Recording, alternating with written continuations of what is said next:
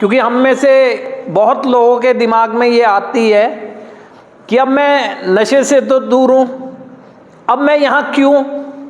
कहता हूँ ना, जैसे ही मैं अब यहाँ क्यों, तो मेरे हर क्यों का जवाब जब भी क्यों आए, मेरा पास्ट देगा मुझे।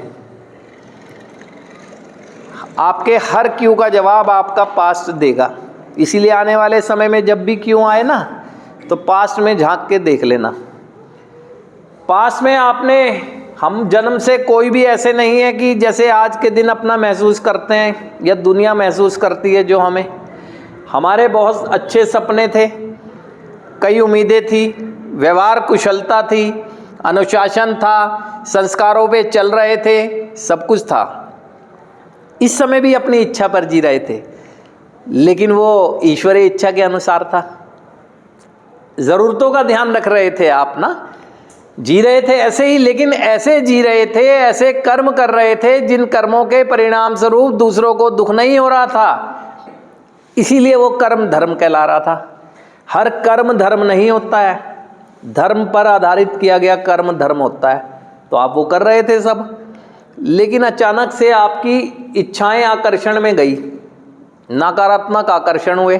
खुशियाँ जिंदगी में थी, फील गुड की लालसा ने, कुछ और खुशी बढ़ाने के नकारात्मक आकर्षण ने आपसे वो करवा दिया जिसका आपको पता नहीं था कि कहाँ ले जाकर छोड़ेगा, ये जिंदगी में इतना अंधेरा कर देगा। सबने फील गुड के लिए उठाया उस केमिकल को, मिल गई खुशी।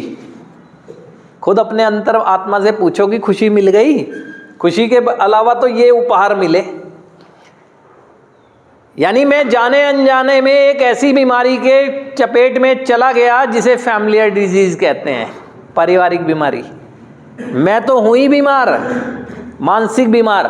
डर क्या है? बीमारी है। तनाव क्या है? मानसिक बीमारी है। चिंता क्या है? अवसाद क्या है? सब मानसिक बीमारियां।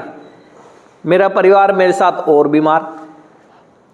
मैंने ये गलत किया, मैं बीमार हूं समझ आ रहा है, लेकिन परिवार ने तो मेरा सहयोग किया ठीक रहने में, वो क्यों बीमार है? पूछ लो परिवार से कि डर में है नहीं है, चिंता में है नहीं है, तनाव में है नहीं है, तो इसीलिए तो फैमिली डिजीज कहा जाता है। इसीलिए तो ये कहा जाता है पारिवारिक समस्या। अपने आप समस्या में गया, उनको भी डाल दिया। कैसे? नकारात्मक आकर्षण की वजह से। जरूरत नहीं थी, इच्छा और जरूरत में अंतर।